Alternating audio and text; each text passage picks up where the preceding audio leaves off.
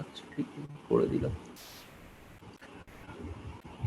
তারপর বলো ইনস্টল 3 নম্বর কোশ্চেন কেউ ভাবছো করবে?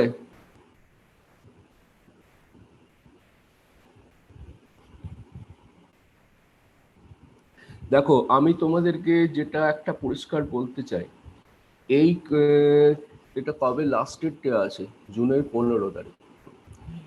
এই কোর্স তুমি যখন 105 এর পরীক্ষা এক্সাম দিচ্ছ তখনও তো এই ধরনের জিনিসই তোমাকে করতে হবে, এবং তখন একটা করতে হবে না, তখন হয়তো 3 ঘন্টা সময়ের মধ্যে দুটো এরকম জিনিস করতে হবে।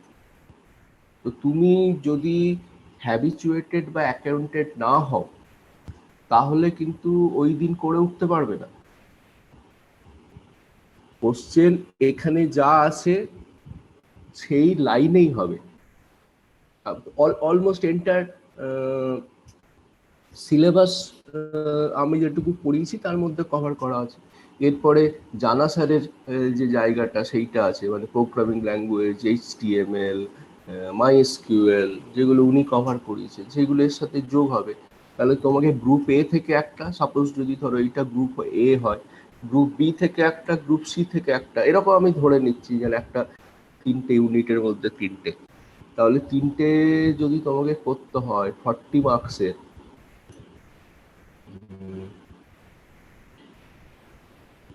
তাহলে তো ঘন্টা 3-এর মধ্যে এইটা তোমাকে করতে শিখতে তো হবেই।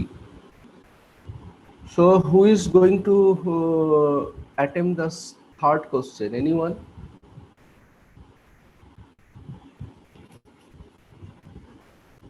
এইটা আমি তোমাদেরকে শেখাইনি, এইটা আমি তোমাদেরকে একটা চ্যালেঞ্জ হিসেবে, যে দেখো এইটা আমি সফটওয়্যারটার নাম বলছি, কি করতে পারে তাও একটু হিন্টস দিচ্ছি, যে it's a graphical user interface for updating etcetera. তোমরা যেটা sudo apt get update apt get upgrade শিখেছো, তো how to install by using Synaptic, how to purge a software, purge means complete removal, purging a software by using Synaptic. So someone may try, যারা একটু challenge ভালোবাসো they can try. যদি তুমি অন্যটা attend করো, then what's harm in trying? তুমি attempt করো অন্যটা, কিন্তু যেহেতু এই কোশ্চেনটা তোমার কাছে আছে একটা চ্যালেঞ্জ হিসেবে, তুমি শোনোনি,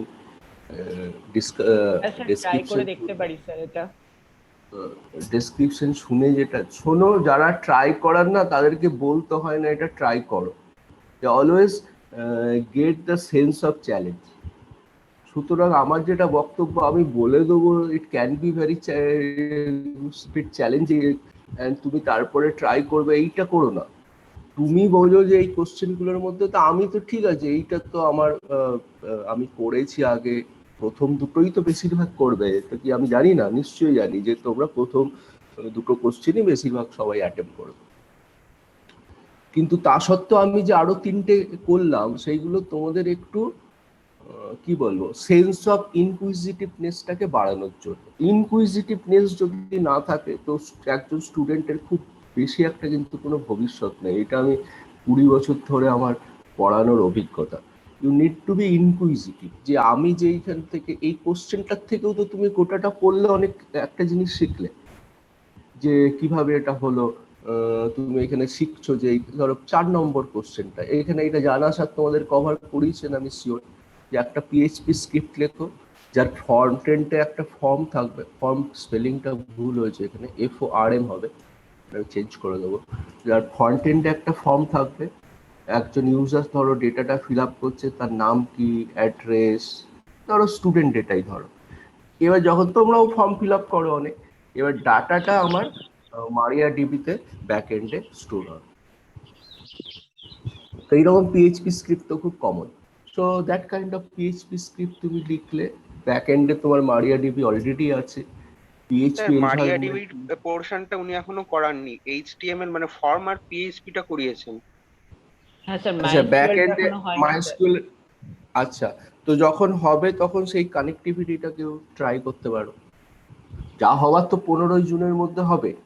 আর এইটা যদি পারো তাহলে কিন্তু পিএইচপি তোমার ভেরি ফার্স্ট লেসন হয়ে গেল। Now you will feel confident যে আমি যদি নিজের মতো করে স্যার যেটা করিয়েছে সেটা নয়, কিন্তু আমি যদি নিজের মতো করে একটা ফর্ম তৈরি করতে পারি, সেই ফর্মটা আমার ব্যাক এন্ড ডেটাবেস ম্যানেজমেন্টকে কানেক্ট করলে এবং আর একটা সার্চ ইন্টারফেস করতে পারি যেটা ওই সংক্রান্ত সার্চিং বা ওই একই ইন্টারফেসে সার্চও দিতে পারি, সার্চ করতে পারি। এইটা করতে পারলেই তুমি জানবে যে you have entered in the world of lab. So that is also a bit challenging. আর এইটা হচ্ছে যে এইগুলো তোমরা যেগুলো শিখেছো তার মধ্যে দুটো তোমরা জানো, লাইফার ইএস টেসার, দুটো তোমরা জানো না। যে দুটো জানো না, মার্ক এডিট করতে গেলে মনও লাগবে। তো এই কনসেপ্টটা আমি তোমাদেরকে দিতে চাইছিলাম যে এতে উইন্ডোজে যেমন .NET ফ্রেমওয়ার্ক আছে সেরকম উইন্ডোজে যেমন .NET ফ্রেমওয়ার্ক আছে সেরকম হচ্ছে এখানেও লিনাক্সেও আছে মোনো ফ্রেমওয়ার্ক। তো আমি মার্ক এডিট ইনস্টল করতে পারি। মার্ক এডিট আমাদের পরবর্তীকালে খুবই কাজে লাগবে। Now you can see how MarcEdit looks like. MarcEdit হচ্ছে আমরা যখন পরবর্তীকালে মার্ক শিখবো, it's a very utility software what it is called. You can change mark, you can go for the global editing, global replacement, tag sweeping, addition of new tag, deletion of the existing tag, all kind of thing you can do.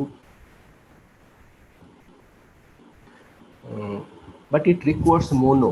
So সেই জন্য আমি বলছি আমি যা শিখিয়েছি তোমাদেরকে trigger করার পক্ষে যথেষ্ট, কিন্তু পৃথিবীর সমস্ত সফটওয়্যার তো আমি তোমাকে শেখাতে পারবো না কি করে ইনস্টল করতে হয়। আর যদি শেখাইও, আজকে শেখালেই সেটা আজকে ব্যাকডেটেড। সুতরাং তো স্কিলটা তোমাকে নিজে অ্যাডাপ্ট করতে হবে। সেই জন্য আমি এই সমস্ত কোশ্চেনে কিছু কিছু চ্যালেঞ্জিং পার্ট রেখেছি যেগুলো তুমি জানো না, কিন্তু জানো, যেন বুঝতে পারবে যে এইটা এইভাবে করা যেতে পারে। তো এইরকম যদি তুমি যখন পারবে নিজে করতে না, তার যে আনন্দটা পাবে সেইটা তোমাকে বাকি চ্যালেঞ্জিং জবগুলোর থেকে ঠেলে দেবে বা ওপেন সোর্সে টিকে থাকতে সাহায্য করবে। ওপেন সোর্সে যদি তুমি চ্যালেঞ্জ না ভালোবাসো, কাল বা পরশু গিয়ে তুমি বোর হয়ে যাবে, আরে প্রতিটা সফটওয়্যারই রান করাতে গিয়ে এত কেন ঝামেলা আমি পোহাবো।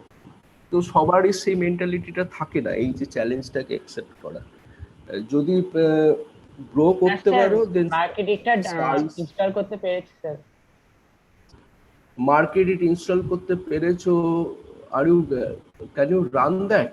মানে ও মার্ক এডিটের ওপেন করতে পারছি, তারপর ওখানে টাইটেল লিখে মানে ওয়ার্ল্ড মানে কোনো ক্যাটালগ ওপেন করতে পারছি, তারপর সেখানে আমি কোনো যে কোনো বই খুঁজতে পারছি, মানে তার ক্যাটালগটা বার করতে পারছি। তাহলে তুমি ক্যালিবারের সঙ্গে গন্ডগোল করছো নাকি? তুমি মার্ক এডিটে বই খুঁজতে পারবে কি করে?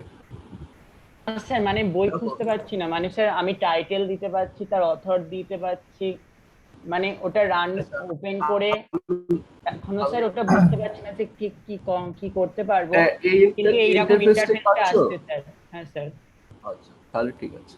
তো সেইটা আমরা শিখবো, সেকেন্ড সেমিস্টারে শিখবো। তো কিভাবে আমি এগুলো, তোমার ধরো এটা মার্ক এডিটর কি করে একটা মার্ক ফাইল অন করতে ওপেন করতে পারি, সেখানে একটা ফাইলকে টেক্সট ফাইলকে কনভার্ট করতে পারি মার্ক ফরম্যাটে, many other things are there. So very good, যা ইনস্টল করতে পেরেছো কংগ্রাচুলেশন। কারণ আর মোনোর কমপ্লিট ইনস্টল করেছো তো? হ্যাঁ স্যার, মোনোটাকে পুরো ডাউনলোড করেছি, একটা পেজে গিয়ে কিভাবে মোনো ডাউনলোড করতে হয় সেটা করলাম, তারপর সেখানে প্রসেস বলেছে সেই প্রসেস অনুযায়ী করলাম, তারপর স্যার এটাকে ডাউনলোড করলাম, তারপর এটাকে ডেস্কটপে অ্যাড করলাম, তারপর ওখান থেকে এটা খুলতে পারছি স্যার এখন। Very good, very good. আচ্ছা, এবার হচ্ছে দেখো, তো ও হয়তো এটা কে বলছো আমি জানি না, কিন্তু এইটা ধরো ও এইটা হয়তো কোশ্চেনটা অ্যাটেম্পই করবে না, যে বলছে মার্ক। হ্যাঁ, সুমিত বলছো। সুমিত হয়তো এই কোশ্চেনটা অ্যাটেম্পই করবে না, 5 নম্বরটা অ্যান্সারই দেবে না, ও হয়তো 2 কি 3 এরকম কিছু দেবে ভেবেছে। কিন্তু ওই একটা নতুন সফটওয়্যার দেখে ওর মনে হয়েছে এটা কি, স্যার কেন দিল। সিমিলারলি ক্যালিবার ইবুক রিডার লিনাক্সে কি করে ইনস্টল করবে, তো আমি বলছি যেটা যে তুমি করে নাও চটপট, যেটা জমা দিতে হবে সেটা প্রথম 1-2 দিনে করে নাও, কিন্তু তার জন্য আমি বাকি কোশ্চেন গুলো দেখবো না, এটা করো না। Try to feel the challenge of all this questions I have given. কিন্তু কারণ পরীক্ষাতে কিন্তু এর মধ্যে যে কোনো কিছু থাকতে পারে, তখন তুমি বলতে পারবে না যে আমি তো স্যার 3 নম্বরটা করেছিলাম, আমাকে কেন 3 নম্বরটা নেই। আর যারা এই মুহূর্তে আনফর্চুনেটলি কম্পিউটার অ্যাক্সেস করতে পারছো না, তাদের আমি পেনটা বুঝতে পারছি। তো meanwhile you just target this, আমরা এক্ষেত্রেও প্রচুর সফটওয়্যার রিলেটেড কোশ্চেনই রেখেছি, এই প্রতিটাতে তুমি যদি 2.5 করে ধরো, তো এটা করো। তারপর তো দেখা যাক সিচুয়েশন যদি, আমার তো মনে হচ্ছে আগস্ট সেপ্টেম্বর নাগাদ হয়তো কিছু কিছু রেস্ট্রিক্টিভ ওয়েতে আমরা ল্যাব খুলতে পারবো, দেখা যায় মনে হচ্ছে, I am not quite sure. তো তখন তোমাদের কিন্তু কাজ হবে, দেখো এইটা আমার হয়তো মনে থাকবে না, আমি প্রচুর অন্য ব্যাপারে ব্যস্ত থাকি। যারা এইটা হাতে কলমে করলে না, তাদের কাজ হবে কিন্তু এই কোশ্চেন এবং অ্যাসাইনমেন্ট এইগুলো সমস্ত রেখে দেওয়া, ভিডিও টিউটোরিয়াল গুলো বারবার দেখা, যাতে করে with the help of me বা আমাদের কিছু কিছু স্কলার যাদেরকে আমি অ্যালট করে দেবো, তাদের হেল্প নিয়ে যাতে তুমি এই স্কিলগুলো রপ্ত করে নিতে পারো প্রথম দিকে। বাকি বন্ধুরা যখন যারা পড়েছে হয়তো সেকেন্ড সেমিস্টারের প্রথম দিকে একটু ফ্রি বা রিল্যাক্স থাকলো, তোমাদের কিন্তু সেই উপায় নেই। তোমাদের ফার্স্ট সেমিস্টারের এই যে ব্যাকলগগুলি থেকে যাচ্ছে, যার ধারণা পাচ্ছ কিন্তু হাতে কলমে টেস্ট করে উঠতে পারছো না। আর কম্পিউটারের ক্ষেত্রে শুধু একটা জিনিস দেখা, শোনা এবং হাতে কলমে করার মধ্যে বহু ডিফারেন্স, মানে ডোন্ট থিঙ্ক দ্যাট দেখলাম, পড়লাম, শুনলাম, বুঝলাম, এটা তোমাকে অনেকখানি সাহায্য করবে 50%-এ, কিন্তু রেস্ট 50% স্কিল তোমাকে প্র্যাকটিস করেই আনতে হবে। সো যখনই তোমার সেকেন্ড সেমিস্টার শুরু হবে, আমরা এরকম ল্যাবের সাপোর্ট এবং সুযোগ পাবো। So don't forget to achieve this skills. এইটা আমি তোমাদেরকে বলে রাখছি। সো উইথ দিস তাহলে আমার আর কোনো সমস্যা নেই, বোঝার কিছু আর কোনো আছে? আর কিছু যদি তোমাদের স্পেসিফিক কিছু কোশ্চেন থাকে বলো, যে এইটা এই স্পেসিফিক জায়গাটা একটু ক্ল্যারিফাই করে দিই, তাহলে সেটা আমি করছি, জানা না স্যার হলে আমি বলছিলেন যে স্টার্ট মাইস্কুয়েলটা, করার চেষ্টা করব। বলো। হ্যালো, হ্যাঁ স্যার, জানা স্যার বলো বলো। বলছিলেন যে মাইস্কুয়েলটা আপনি শেখাবেন। মাইস্কুয়েল কি তোমার হচ্ছে যে প্র্যাকটিসটা?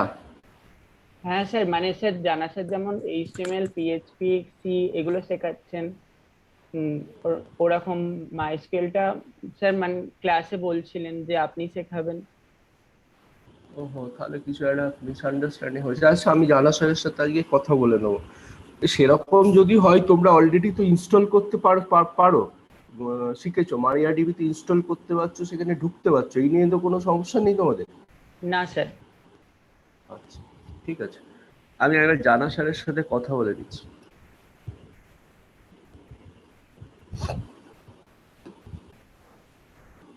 ওকে, সো আর কিছু আছে জিজ্ঞাস্য?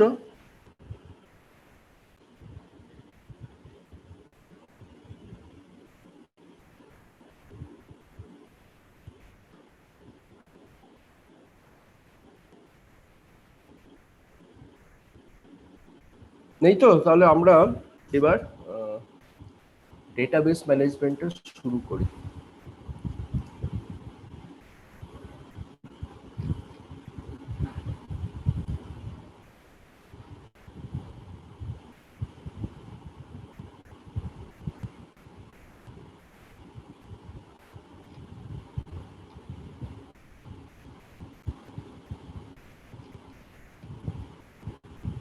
তো 104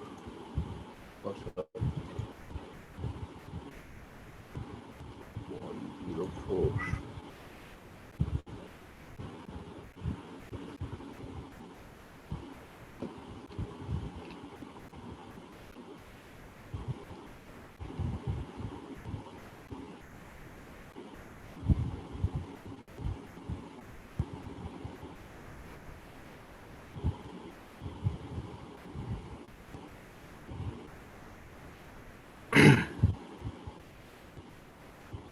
পুস্তক তো এখন এখানে কিছু আপলোড করলো না। এনিওয়ে, আচ্ছা, ডাটাবেস ব্যাপারটা দেখো আমরা ডে টু ডে লাইফে প্রচুর ব্যবহার করি, knowingly or unknowingly. In fact most of the cases যখন তুমি এবং ডেটাবেসের সাথে যে সবসময় কম্পিউটারের খুব একটা সম্পর্ক আছে তা নয়। ফর এক্সাম্পল, ধরো একজন ক্লাসে টিচার ঢুকলেন, তার হাতে অ্যাটেন্ডেন্স রেজিস্টার, সেইটা কি একটা ডেটাবেস? অ্যাটেন্ডেন্স রেজিস্টার, হ্যাঁ স্যার, সেটা একটা ডেটাবেস হতেই পারে, কারণ সেখানে তার মানে সেই ক্লাসের যতজন স্টুডেন্ট আছে তাদের নাম নথিভুক্ত করা আছে, আর তারা কোন কোন দিন ওই ক্লাসে উপস্থিত থাকছে সেটার আমরা কাউন্ট করতে পারি। মানে স্যার এক্সাম্পল হিসেবে বলতে পারি যে বর্তমানে যেটা অ্যাটেন্ডেন্সের উপরে নাম্বার থাকে, তো আমরা সেই ডেটাবেসটা ওখান থেকে ক্রিয়েট করে সেটা সেই সেই জায়গাটা সিগনিফাই করছে যে ওখানে আর কতদিন তারা কোন কোন দিন ক্লাসে আসছে, সেটার উপরে তাদের মানে কত পার্সেন্টেজ হারে ক্লাসটা অ্যাটেন্ড করছে সেটা নির্ণয় করতে পারবো সেই ডেটাবেসটা দিয়ে। মানে মূল ব্যাপারটা যেটা তুমি বলতে চাইলে সেটা হচ্ছে যে এর মধ্যে একটা সেট অফ ডেটা থাকবে, ডেটাটা অর্গানাইজড ফরম্যাটে থাকবে, কারণ আনঅর্গানাইজড ফরম্যাটে থাকলে সেটা হবে না। আর হচ্ছে ডেটাটা কতগুলো কোয়ারির এগেনস্টে আমাকে অ্যান্সার দিতে পারবে ডেটা সেট।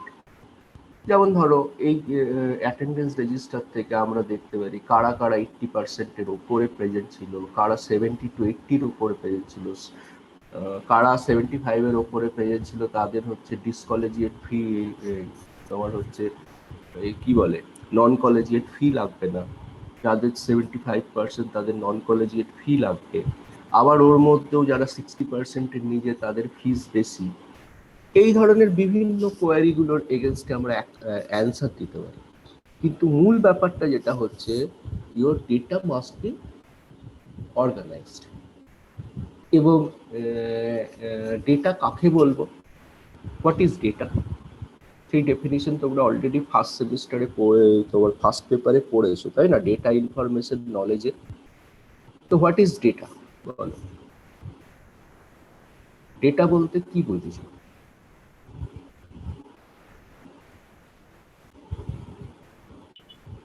মানে স্যার ওই নেসেন্ট মাইক্রো থট যেটা, সেটাকেই মানে আমি তোমার কাছে বুকিশ ডেফিনিশন চাইনি, আমি বলেছি ডেটা বলতে কি বোঝো, হোয়াট ইজ দ্য ডেটা। মানে প্রথম স্যার যেটা সূত্রপাত হলো, প্রথম ডেটা কোনো কিছু, তো সেটা তো ইভেন্ট হয়ে গেল। কোনো কিছু সূত্রপাত হলো, কোনো কিছু ঘটনা ঘটলো, এটা তো event. Event creates data definitely, কিন্তু event and data is not equivalent. পৃথিবীতে প্রতি মুহূর্তে প্রচুর ন্যাচারাল ফেনোমেনন, ন্যাচারাল ইভেন্ট ঘটছে। ইনফ্যাক্ট দেয়ার ইজ এ প্রভাব with weather science, butterfly effect. যদি নিউ ইয়র্কের শহরে কোনো একটা প্রজাপতি পাখা ঝাপটায়, তার জন্য যে সামান্য এয়ার ডিসপ্লেসমেন্ট হবে, যদি সেটা সঠিক তোমার চ্যানেলের মধ্যে দিয়ে যায়, that can B A Sturm in Bangladesh. Weather হচ্ছে সাচ এ কমপ্লেক্স থিং। তুই বলছো কোনো ঘটনার সূত্রপাত হলো, তো প্রচুর প্রতি মুহূর্তেই প্রচুর ঘটনার সূত্রপাত হচ্ছে। ডেটা তার মানে কি ডেটা? ঘটনা ডেটা জেনারেট করছে, তো ঘটনার ডেটা তো এক নয়।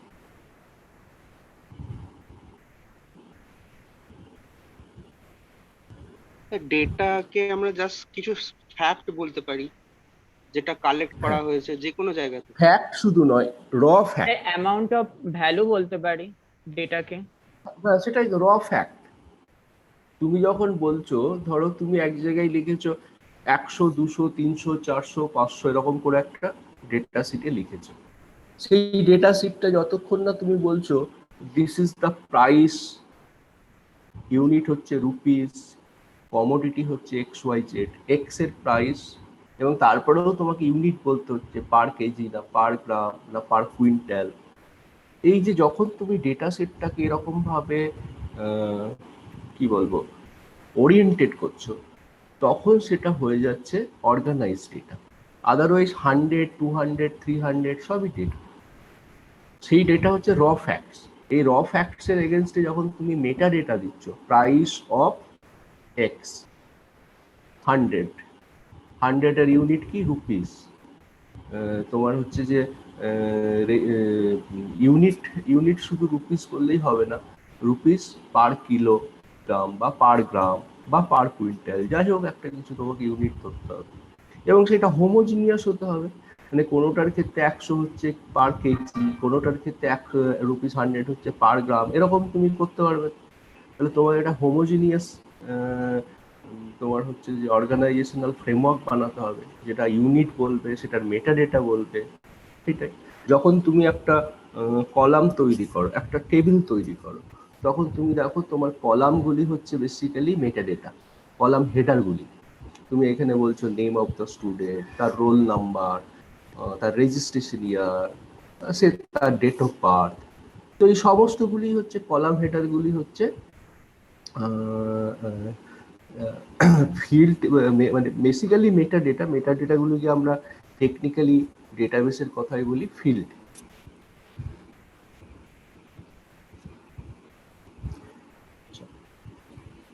এইটা যখন হলো ফিল্ড, যখন হলো ফিল্ডের আবার দেখো অনেক রকম ভ্যারাইটি হচ্ছে। নেম হচ্ছে একটা textual data field, similarly date of birth হচ্ছে একটা date data field. Date data field আমি বলতে পারি যে এটা কোনোদিনই 12 ক্যারেক্টারের বেশি হবে না।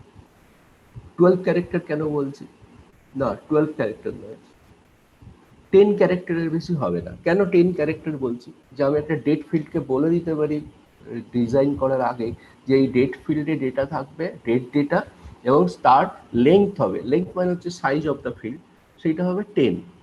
তুমি আগেই বলতে পারো, কিন্তু সেইটা তুমি নেমের ক্ষেত্রে বলতে পারো যে নেম সবসময় 10 ক্যারেক্টার হবে, বলতে পারবো। তুমি ধরো ব্যাংকের অ্যাকাউন্ট দিচ্ছ, তুমি জানো এই ব্যাংক, প্রায় সব ব্যাংকে এখন 14 ক্যারেক্টার অ্যাকাউন্ট ব্যবহার করে, কি 15 ক্যারেক্টার অ্যাকাউন্ট নাম্বার ব্যবহার করে। So you can define the size of the field will be 15। 15 এর কম হলে ডেটা এন্ট্রি রং, 15 এর বেশি হলে ডেটা এন্ট্রি রং। তো যখন তুমি নিউমেরিক ডেটা নিয়ে ডিল করছো, ডেট ডেটা নিয়ে ডিল করছো, তখন তোমার ক্ষেত্রে ব্যাপারটা কিন্তু হ্যান্ডেল করা সুবিধা, because you know that the field is has certain size, has certain length. এবং সেটা সমস্ত ডেটা সেটের ক্ষেত্রে সত্যি। তুমি অ্যাকাউন্ট নাম্বারের ক্ষেত্রে যত অ্যাকাউন্ট নাম্বারই ভরবে সবারই 15 ডিজিট হবে। তুমি যাই ডেট দাও না কেন, date of birth, date of admission, সবেরই 10 ক্যারেক্টার ম্যাক্সিমাম হবে। কারণ ডেটের জন্য আমি 10 ক্যারেক্টার কেন বলছি, কি মনে হচ্ছে তোমাদের?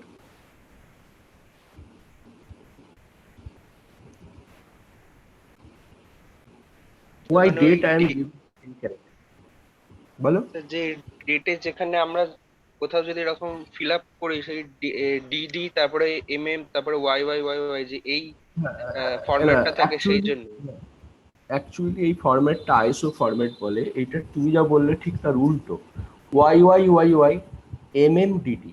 কারণ এই ফরম্যাট ছাড়া আমি ডেটগুলিকে শর্ট করতে পারবো না। তুমি যদি DD MM Y Y Y Y দাও, তাহলে আমি ধরো তোমাদেরকে সবাইকেই আমি sequentially date of birth wise সাজাতে চাইছি, ল্যাটার ফার্স্ট বা আর্লিয়ার ফার্স্ট, যাই হোক না কেন, অ্যাসেন্ডিং আর ডিসেন্ডিং অর্ডার। তাহলে আমি কিন্তু সেটাকে সঠিকভাবে শর্ট করতে পারবো না যদি ডিডিএমএম ওয়াই ওয়াই দিই। আমাকে ডেটা এন্ট্রিটা করতে হবে Y Y Y Y MM DD. তো এইটা তো সব মিলিয়ে হচ্ছে 4 আর 2, 6 আর 2, 8 ক্যারেক্টার। তাহলে আমি 10 ক্যারেক্টার বলছি কেন?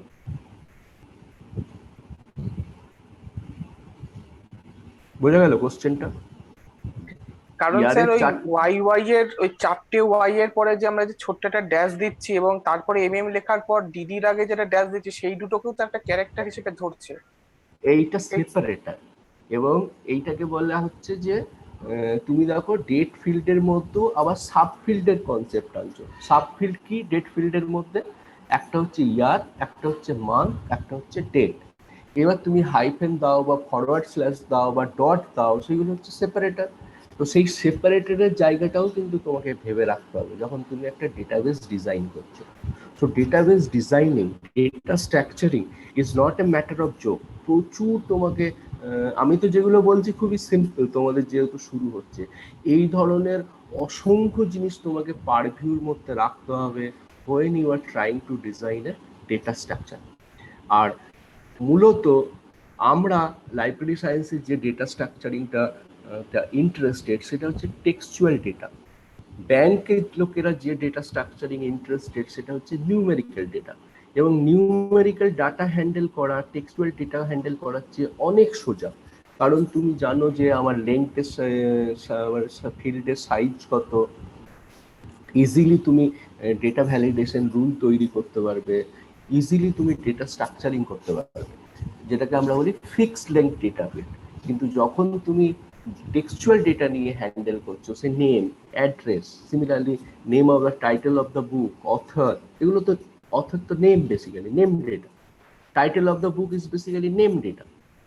তো নর্মালি দেখো তুমি আইএসবিটি যদি ভাবো, আইএসবিটি 4টা এরিয়াস, প্রায় সবগুলোই হচ্ছে টেক্সচুয়াল ডেটা নিয়ে ডিল করছে। ইভেন আইএসবিএন কেও তুমি সেই সেন্সে টেক্সচুয়াল ডেটা ধরতে পারো, যদিও ওখানে নাম্বার দিয়ে থাকে, ইউনিক নাম্বার, কিন্তু ওই নাম্বার তো আমরা কোনো ক্যালকুলেশনে কাজে লাগাই না, আমরা ওইটা কাজে লাগাই টু ইউনিকলি আইডেন্টিফাই এ বুক।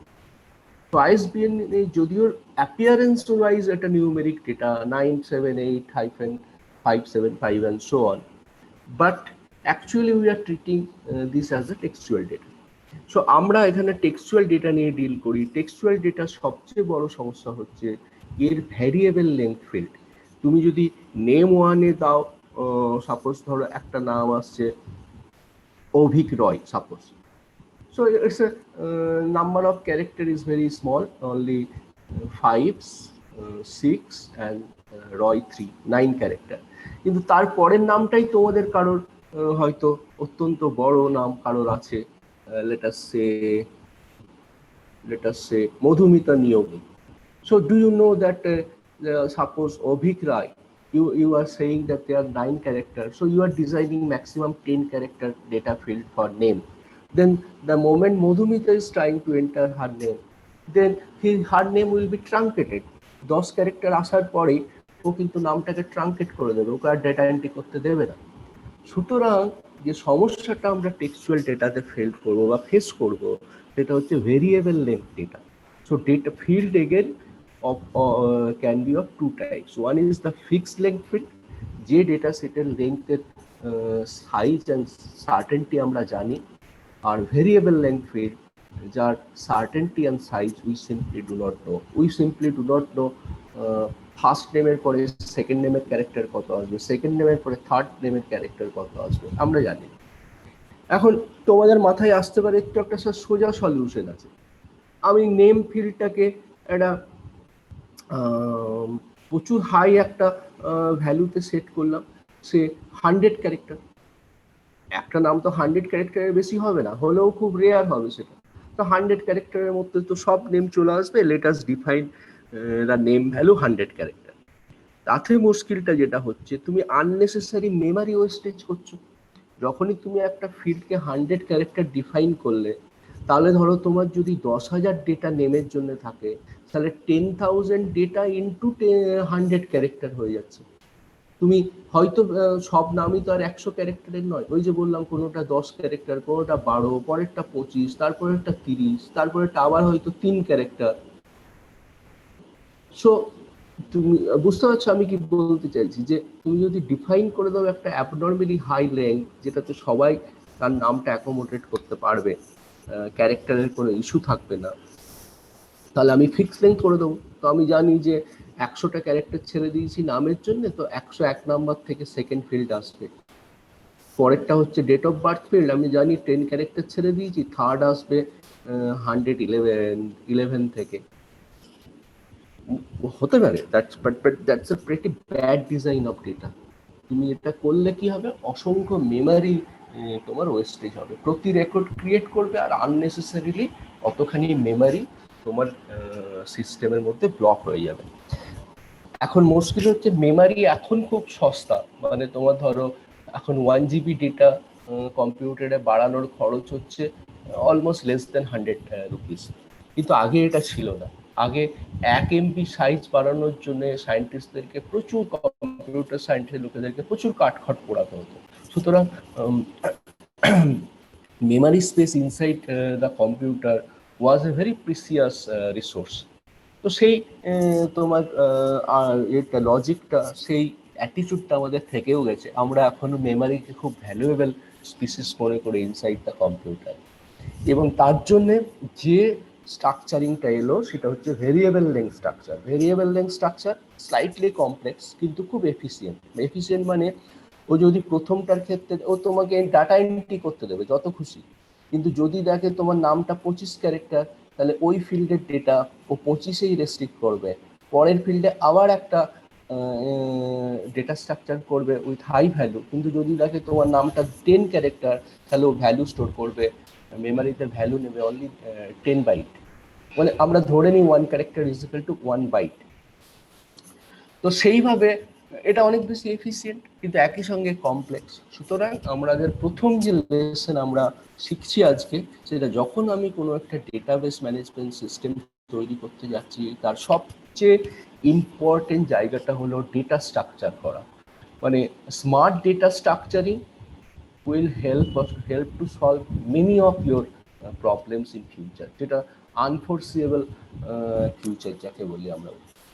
তো প্রতিটা database management system of any kind, whether you are managing your numeric data or textual data, মূলত তিনটে তার মধ্যে কম্পোনেন্ট থাকে। একটা হচ্ছে এনটিটি। এনটিটি মানে কি? যার উপরে আমি ডেটা সেটটা তৈরি করতে চাই। ধরো তুমি একটা ক্যাটালগ ডেটাবেস বানাচ্ছ, তোমার এনটিটি কি? বুকস। তুমি একটা স্টুডেন্ট ডেটাবেস বানাচ্ছ, এনটিটি কি? স্টুডেন্ট। তবে স্টুডেন্ট মানে পার্সন। এবার একটা পার্সন আর একটা অবজেক্টের ডেটা স্ট্রাকচারিং তো ডিফারেন্ট হবে। সেখানে আসছে অ্যাট্রিবিউট। সেই পার্সন বা এনটিটির ইম্পর্টেন্ট ক্যারেক্টারিস্টিক ফিচার্সগুলো কি, যেটা আমি রেকর্ড করব, যার এগেনস্টে আমি কোয়েরি করব, যেটা আমার জানা দরকার।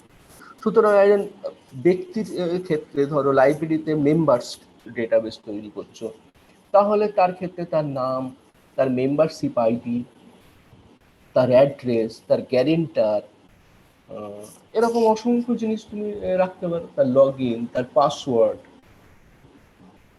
how he or she is related with other members of your library database, অসংখ্য ধরনের জিনিস হতে পারে। তার স্যালুটেশন, তার জেন্ডার, তার ডেট অফ বার্থ, অসংখ্য ধরনের পার্সোনাল রিলেটেড ইস্যুস থাকতে পারে। কিন্তু সেই মধ্যে তোমাকে ঠিক করতে হবে কোনগুলি তোমার লাইব্রেরি বা তোমার পারপাসের। এখানে লাইব্রেরি কথাটা এখনো আসা উচিত নয়, আমি এখানে বলবো যেটা পারপাস, তোমার পারপাসের সাথে সেটা কোনসাইড করছে, তোমার পারপাসের সঙ্গে যেটা যুক্ত।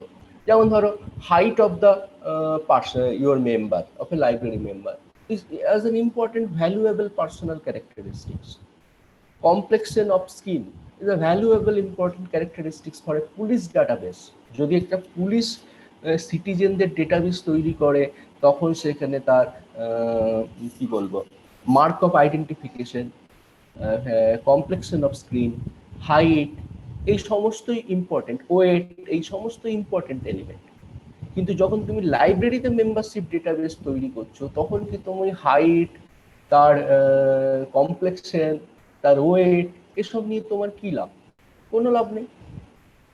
একজন তুমি যদি ধরো কোনো একটা পুলিশ স্টেশনে গিয়ে সেই নিরুদ্দেশ হারানো প্রাপ্তি সংবাদ বা নিরুদ্দেশ এই ধরনের যে ডেটাবেসগুলো থাকে, সেখানে কোনো একজন ভিকটিম যে হারিয়ে গেছে বা নিরুদ্দেশ হয়েছে, সে লাস্ট ড্রেস কি পরেছিল সেটা একটা খুব ইম্পর্টেন্ট এলিমেন্ট। কিন্তু তুমি যখন লাইব্রেরি ডেটাবেস তৈরি করছো, তোমার কাছে লাস্ট ড্রেস কি পরেছিল বা সে কি রঙের ড্রেস পরতে ভালোবাসে, এইগুলো কি কোনো ইম্পর্টেন্ট ব্যাপার? নিশ্চয়ই নয়। সুতরাং আমি যেটা বোঝাতে চাইছি, attribute can be of anything, any property of an entity is an attribute. কিন্তু আমি অ্যাট্রিবিউট সেইগুলোকেই বলবো যেগুলো হচ্ছে আমার পারপাসের জন্য ইম্পর্টেন্ট। কিন্তু আমি বললাম যে একজন পুলিশ সিস্টেম যখন ডেটাবেস তৈরি করবে সিটিজেনদের, তখন সে যা যা কনসিডার করবে সেটা একটা লাইব্রেরির ক্ষেত্রে মিলবে না। আবার লাইব্রেরি যা যা কনসিডার করবে সেটা ব্যাংকের ক্ষেত্রে মিলবে না। লাইব্রেরি ধরো ডেটাবেসটা করার সঙ্গেই ঠিক করলো তার ব্যাকগ্রাউন্ড ডিসিপ্লিন কি, সে কি কি এরিয়ার উপরে ইন্টারেস্টেড, তার research area of research interest কি, বা বুক রিডিং যদি হবি হয় কি ধরনের, কি জেনরিক নভেল পড়তে সে ভালোবাসে। It may be crime thriller, it may be biography, it may be non fiction. কিন্তু এইগুলো যখন একজন ব্যাংক ডেটাবেস তৈরি করবে তখন কি ইম্পর্টেন্ট, ব্যাংকের লোকেরা কোনো কাস্টমার কি পড়তে পছন্দ করে, তার এরিয়া অফ ইন্টারেস্ট কি নলেজের ক্ষেত্রে, সেগুলো কখনোই জিজ্ঞেস করবে না। বরঞ্চ তোমাকে জিজ্ঞেস করবে যে তুমি স্টক মার্কেটে ইনভেস্ট করো কিনা, তুমি কোনো এসআইপি চালাও কিনা, সিস্টেমেটিক ইনভেস্টমেন্ট প্ল্যান, তুমি ভবিষ্যতে ইনভেস্ট করতে গেলে তোমার ডিম্যাট অ্যাকাউন্ট আছে কিনা, শেয়ার মার্কেট সম্পর্কে ইন্টারেস্টেড কিনা। But again, a library will not consider those as very important for its database management system. যেটা আমি বোঝাতে চাইছি যে attribute can be of anything, but again it is a part of the data structuring process. কোন attribute গুলোকে আমি আমার purpose অনুযায়ী ইম্পর্টেন্ট করব, কোন ডেটা সেটটা আমি এনটিটি থেকে কালেক্ট করব। আর তারপরে যেটা আসছে, আমি যখনই অ্যাট্রিবিউটটা ঠিক করে ফেললাম তখন আসছে সেই অ্যাট্রিবিউটের ডেটা আইটেম কি। তো এই যে তুমি বলছো ডেটা যেটা তোমরা ডিফাইন করলে সেটা অ্যাকচুয়ালি ডেটা আইটেম, তার আগে আমাকে জানতে হবে তার এনটিটি কি, সেই এনটিটি কোন অ্যাট্রিবিউটের এগেইনস্ট এটা একটা data item. So let us take the very example from our own field. The book is an entity, তার ইম্পর্টেন্ট অ্যাট্রিবিউট অনেক রকম হতে পারে, size of the book, colour of the cover page, weight of the book, কিন্তু আমরা কি সেইগুলো নিই কখনো? আমরা সাইজ অফ দ্য বুক নিই 25 সেন্টিমিটার ফিজিক্যাল ডেসক্রিপশন এরিয়াতে, কিন্তু আমরা কি কখনো বইয়ের ওয়েট দিই সেখানে, বা বইয়ের কভার পেজটা কি রঙের বলি না। কিন্তু আবার ইউজাররা দেখবে, আমি ইনফ্যাক্ট সায়েন্স লাইব্রেরিতে সিএসআর এর মতো জায়গাতে সায়েন্টিস্টদেরকে বলতে শুনেছি, আরে ওই আগের দিন যে নীল কভারের যে বইটা ওইটা কোথায় গেল। সো বেশিরভাগ ইউজার আবার বই মনে রাখে যে বইগুলি তাদের ফেভারিট বা কাছাকাছি, অনেকগুলি বই হয়তো ফেভারিট, তার মধ্যে cover page is a very important thing for user. কিন্তু লাইব্রেরি কখনোই কভার পেজের ওপরে কোনো ইম্পর্টেন্স দেয়নি। So it's not an attribute. So এইগুলো যদি অ্যাট্রিবিউট হয়, title, author, publisher. So data item কি, what is the title of the book, who is the author, what is the publication year, এই ডেটাগুলো আমরা। এবার দেখো, সেই জন্য যখন তুমি একটা ক্যাটালগ কার্ড তৈরি করো, সেটাও বেসিক্যালি একটা আনস্ট্রাকচার ডেটাবেস। তুমি স্ট্রাকচারটা জানো যে প্রথমে আমার অ্যাক্সেস পয়েন্ট থাকছে, তারপরে হচ্ছে বাঁ দিকে আমার কল নাম্বার থাকছে, তারপরে এটা title and statement of responsibility area, then it is followed by edition area, followed by physical description area, publication and distribution area. এগুলো আমার মাথার মধ্যে আছে, আমি সেই অনুযায়ী ক্যাটালগ করি। এবং প্রতিটা কার্ড ক্যাটালগকে যদি আমি একই রকম ভাবে প্রডিউস করি, কিছুদিনের মধ্যে এটা ইউজারের মাথার মধ্যেও ঢুকে যাবে যে অ্যাক্সেস পয়েন্ট দিয়ে শুরু হয়, access point can be of either a by a person or a agency or uniform title or a meeting name. এই চারটের বাইরে আর কোনো অ্যাক্সেস পয়েন্ট হয় না। তারপরে it is followed by the title of the document, followed by the person or organization who edited or written it. So it actually giving a inherent data structure. The catalog card is basically an inherent data structure, and the catalog is the fast and the most important database, DBMS, inside a library. Exactly দেখো, যখন তুমি প্রতিটা কার্ডকে বলছো এটা একটা record, অনেকগুলি রেকর্ডকে নিয়ে তুমি একটা ক্যাবিনেট বানাচ্ছ, সো দ্যাটস এ ডেটাবেস। তুমি সেখানে সফটওয়্যার কি ব্যবহার করছো, ACR2 অ্যান্ড ISDB। হার্ডওয়্যার কি ব্যবহার করছো, ওই যে কাঠের ক্যাবিনেটটা।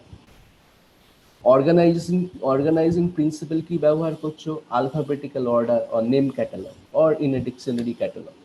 যদি তুমি CCC ফলো করো, it will be a subject based approach. তাহলে তোমার অর্গানাইজিং প্রিন্সিপাল আছে, তোমার সফটওয়্যার আছে যে ক্যাটালগ কোডটা ব্যবহার করছো, তোমার হার্ডওয়্যার আছে যে ক্যাবিনেটটা ব্যবহার করছো, তোমার প্রতিটা রেকর্ড আছে, প্রতিটা কার্ড একটা করে record. So It's a complete example of database management system. It has got record, it has got fields. Field মানে হচ্ছে এই যে তুমি বলছো টাইটেল, অথর, ওই ফিল্ড গুলো তুমি লিখছো না ওখানে title is equal two, author is equal two, কিন্তু এমন একটা ইউনিফর্ম টাইলে প্রেজেন্ট করছো যে কিছু দিনের মধ্যে ইউজারও, তুমি তো বোঝোই, ইউজারও বুঝে যাবে যে এক্স্যাক্টলি একটা কার্ড ক্যাটালগে কি কি মেটাডেটা থাকছে, ইনহেরেন্ট মেটাডেটা থাকছে। তো এই অ্যাট্রিবিউট গুলোকে আমরা অনেক সময় মেটাডেটা বলি, ফিল্ড বলি, এবং ডাটা স্ট্রাকচারিং এর এটা খুব একটা ইম্পর্টেন্ট ইস্যু। এখন দেখো ফাইনালি আমি যদি ডেটাবেস ম্যানেজমেন্টের কনটেক্সটে কথা বলতে চাই, তাহলে প্রথমে আসছে ফিল্ড। ফিল্ড হচ্ছে it is the smallest name unit of data. আর নেম ইউনিট অফ ডেটা মানে কি, এই যে তুমি অ্যাট্রিবিউটগুলোর থেকে সিলেক্ট করে একটা নাম ঠিক করে নিচ্ছ, টাইটেল অফ বুককে আমি টাইটেল বলবো, অথর, নেম অফ দ্য অথরকে আমি অথর বলবো, সেই জন্য তুমি একটা লেভেল ঠিক করে নিচ্ছ। এই লেভেলগুলোই হচ্ছে fields. A field is the smallest name unit of data. তাহলে ফিল্ড রেকর্ড কি? In fact it's a level given to an attribute. এই যে বললাম যে একটা অ্যাট্রিবিউটকে অনেকগুলো নামে এক্সপ্রেস করা যেতে পারে, তুমি তার মধ্যে থেকে একটা বেছে নিচ্ছ, যেটা বেছে নিলে সেটাই লেভেল। অনেকগুলো ফিল্ড মিলে একটা রেকর্ড তৈরি করে। এই জন্য আমি ক্যাটালগ কার্ড, একটা ক্যাটালগ কার্ডকে একটা রেকর্ড বলছি। কেন বলছি? এর মধ্যে অসংখ্য ফিল্ড আছে। So many fields homogeneously creating a record. অনেকগুলো রেকর্ড যখন লজিক্যালি একসাথে থাকে তখন সেটাকে বলে একটা ডেটাবেস। ওই ডেটাবেসের এগেনস্টে যখন কোনো একটা সফটওয়্যার থাকে, কোনো একটা হার্ডওয়্যার থাকে, যাতে করে আমি যে কোনো কোয়ারির অ্যান্সার পেতে পারি, দ্যাট ইজ কল্ড ডিবিএমএস। এবং সেই সফটওয়্যার মানে যে সবসময়ই কম্পিউটার, হার্ডওয়্যার মানে যে সবসময়ই কম্পিউটার এটা নয়। যখন তুমি ক্যাটালগ কার্ড, একটা প্রিন্টেড ক্যাটালগ কার্ড ম্যানেজ করছো, you have software. ISBT is your software, ACR2 is your software, আর হার্ডওয়্যারটা হচ্ছে তুমি যে কার্ড ক্যাবিনেটটা ব্যবহার করছো। তাহলে ফিল্ড আবার দু রকমের হয়, যেটা আমি বলছিলাম। একটা হচ্ছে fix length field. Fix length field এটা দেখো, length and width of A field is fixed or constant. মানে যাই হোক না কেন এই ফিল্ডের সাইজ এটাই থাকবে, সাইজ বা লেংথ। ভেরিয়েবল লেংথ ফিল্ড, এইটা ডিপেন্ড করবে ইউজারের ডেটা এন্ট্রির ওপর। যতগুলি ক্যারেক্টার সে দেবে তুমি তাকে এনকারেজও করবে না, ডিসকারেজও করবে না। ডেটা এন্ট্রি শেষ হয়ে গেলে তুমি দেখলে যে কতগুলি এই পার্টিকুলার ফিল্ডের এগেনস্টে কত ডেটা এসছে, তারপর থেকে তুমি ট্রাঙ্কেট করে দিয়ে নেক্সট ফিল্ডটাতে তৈরি করলে। Slightly complex but very efficient. So here size and number of data items vary from record to record. Of course you can understand that. Now again is come that এখানে দেখো বলা আছে যে fixed length field এবং variable length field এর what is the difference.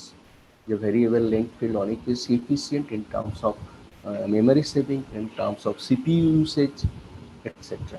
কিন্তু অনেকগুলো এই ধরনের রেকর্ডকে মিলে আমরা বলবো একটা file. A file is a set of logically related records. মানে তোমার এন্টার কার্ড ক্যাবিনেটটা একটা ফাইল।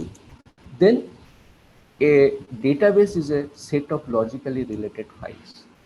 এবার ধরো তোমার কার্ড ক্যাবিনেটের একটা পার্ট হচ্ছে ডিকশনারি ক্যাটালগ, আর একটা পার্ট হচ্ছে ক্লাসিফাইড পার্ট। তো দুটো তোমার কাছে ক্যাবিনেট আছে। এই দুটো ক্যাবিনেট যদি দুটো ফাইল হয়, এই দুটো ফাইলের মধ্যে যদি তুমি কোনো একটা স্ট্যান্ডঅ্যালোন হলে আলাদা, যদি তোমার কোনো কানেক্টিভিটি তুমি বিল্ড করতে পারো, যে এখান থেকে ওখানে যাওয়া যায়, এখান থেকে এখানে আসা যায়, তা আমি বলতে পারি সেটা হচ্ছে যে একটা ডেটাবেস। তাহলে ডেটাবেসের মধ্যে একটাও ফাইল থাকতে পারে, একাধিকও লজিক্যালি রিলেটেড ফাইল থাকতে পারে। So this is the hierarchy. It starts with the field. Field can be of two types, fixed and variable. Certain fields, logically related fields, create a record with data item. Then logically related records created a file, and database management system is a logically related file. So one database can have a single file or multiple files. এটা হচ্ছে definition wise. Database এর feature কি? অনেকগুলি feature আছে। মানে in fact তুমি যদি লাইব্রেরিতে দেখো, কম্পিউটার আসার বহুদিন আগে থেকে a library is nothing but a database, a collection of databases, and as a librarian you are nothing but a database manager. আমি তোমাকে পরিষ্কার এক্সাম্পল দিলাম ক্যাটালগের ক্ষেত্রে। Now the same example actually true for accession register. Accession রেজিস্টারে আমরা কি করি, আমার কাছে যে ডকুমেন্টগুলো প্রকিওর হয় সেগুলোকে আমরা ক্রোনোলজিক্যালি একটা নাম্বার দিই এবং তার ডিটেলসটা নোট করি। নর্মালি একটা অ্যাক্সেশন রেজিস্টারে 14টা কলাম থাকবে, 14 কলামস আর there, author, book title, author, date of procurement and so and so. তো এই অ্যাক্সেশন রেজিস্টারটা আমরা এটা হচ্ছে একটা কোনো লাইব্রেরির ক্ষেত্রে অ্যাসেট রেজিস্টার, তার পক্ষে কি অ্যাসেট হলো একটা ইনভেন্টরি কন্ট্রোল প্রসেস। এবং ইন্টারেস্টিংলি ওই প্রতিটা বইয়ের যেহেতু তুমি ওখানে সিরিয়াল নাম্বার দিচ্ছ একটা, that becomes the in the context of the library that becomes the primary key for the book.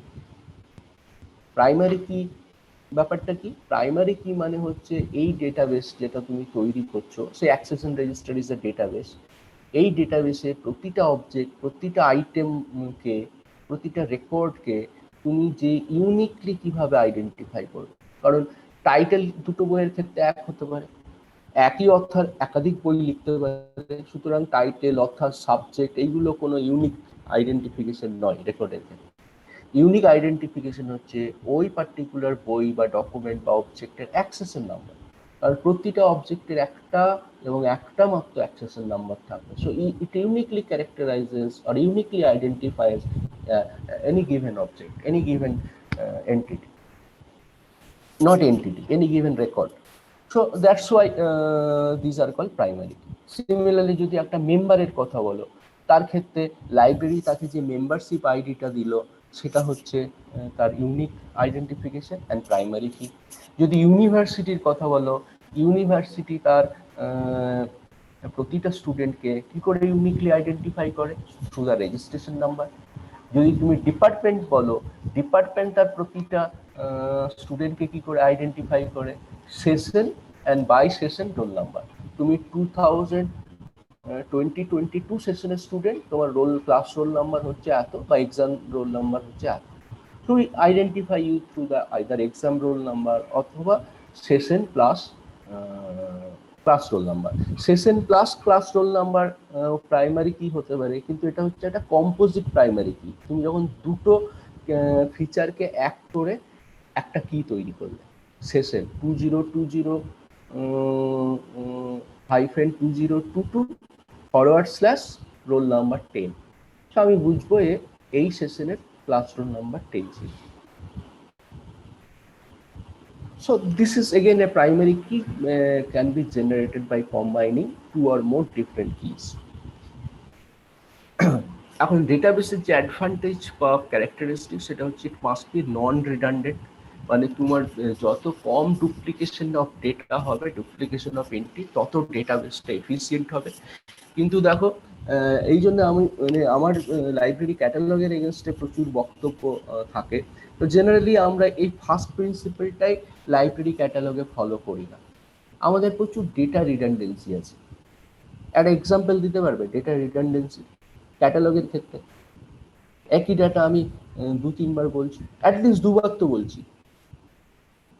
So এখানে ডেটাবেসের প্রথম প্রিন্সিপাল হচ্ছে it must B non redundant. হয়তো সবসময় ডুপ্লিকেশন একেবারে অ্যাভয়েড করা, জিরো ডুপ্লিকেশন এরকম অ্যাভয়েড করা সেই সিচুয়েশন নাও থাকতে পারে, but you need to be as minimum as possible. কিন্তু লাইব্রেরিতে আমরা প্রতিটা বইয়ের ক্ষেত্রে যখন আইএসবিডি বেসড ক্যাটালগ করি কি ASCR2 বেসড ক্যাটালগ করি, ধরো আমি কার্ড ক্যাটালগ তৈরি করছি, আমি প্রতিটা রেকর্ডেই ডুপ্লিকেশন করছি। তো ইটস এ রিডান্ডেন্ট ডেটাবেস। একটা এক্সাম্পল দিতে পারবে কোনখানে আমরা এটাকে রিপিট করছি?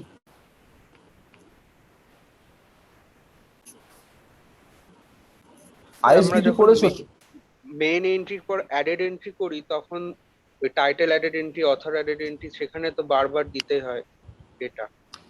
সেইটা তো হ্যাঁ, সেইটা তুমি বলতে পারো, কিন্তু সেইটা তো এসেনশিয়াল না। যখন তোমার কাছে কম্পিউটার নেই, অ্যাডেড এন্ট্রি করা মানে কি অ্যাডিশনাল অ্যাক্সেস পয়েন্ট। ক্যাটালগিং এর ক্ষেত্রে আমরা যেটা বলি known document and unknown document. Known document হচ্ছে আমি ACTS জানি, অথর জানি, কোলাবোরেটর জানি, টাইটেল জানি, সিরিজ জানি। তাহলে দেখো এই চারটের এগেনস্টে আমরা অ্যাডেড এন্ট্রি তৈরি করি। মেন এন্ট্রি হচ্ছে এইটা প্রিন্সিপাল অথরকে দিয়ে। এবার কেউ যদি টাইটেল দিয়ে খোঁজে, তার জন্য টাইটেল অ্যাডেড এন্ট্রি। কেউ যদি সাবজেক্ট দিয়ে খোঁজে, সাবজেক্ট অ্যাডেড এন্ট্রি বা series added entry, not subject, series, ACTS, author, collaborator, title and series. তো অথর তো তুমি মেন এন্ট্রি করছো, কোলাবোরেটর মানে অ্যাডেড এন্ট্রিজ যাকে বলছো তুমি, যে translator, illustrator, co author, title, series. তো এই দেখো এই তিনটে দিয়েই তুমি অ্যাডেড এন্ট্রি করো। অ্যাডেড এন্ট্রির কিন্তু পারপাস আছে, it is not data redundancy. Purposeless repetition কোথায় হচ্ছে সেটা খুব একটা কি তুমি আমি বলার পরে নিশ্চয়ই বুঝতে পারবে যে এটা আমরা কেন করি। There is no logic also, but we all do, and that goes directly against the principle of database management system.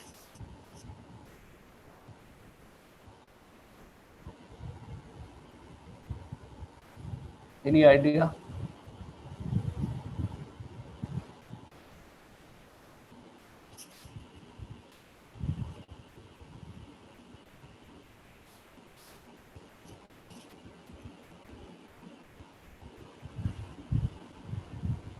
আচ্ছা দেখো, মেন এন্ট্রি বা অ্যাক্সেস পয়েন্ট এটা ক রকমের হতে পারে। কোনো একটা ক্যাটালগের ক্ষেত্রে অ্যাক্সেস পয়েন্টস কি কি হতে পারে? It only can be of 4 types, either a person, main entry personal name, or a corporate body, main entity corporate name, or a uniform title, main entity uniform title, or a meeting name or conference name. So main entry meeting, এই চারটের বাইরে আর কোথাও কোনো access point হতে পারে না। Agreed? তোমরা এখনো তোমাদের ক্যাটালগিং প্র্যাকটিস শুরু হয়নি না? মানে এত নীরবতা কেন? না স্যার, প্র্যাকটিস শুরু হয়নি, শুধু থিওরিটা হয়েছে। বেশ ঠিক আছে, হ্যাঁ থিওরিতে আইএসবিটি তো পড়েছো।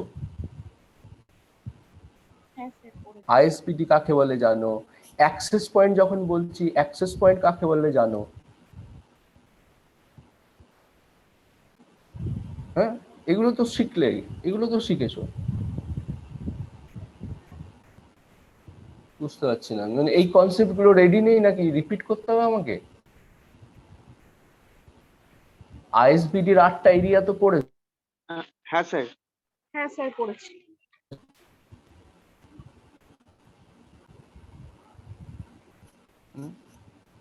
কি হ্যাঁ কি না একটা কিছু বলো, আইএসবিটি সম্পর্কে কোনো আইডিয়া নেই?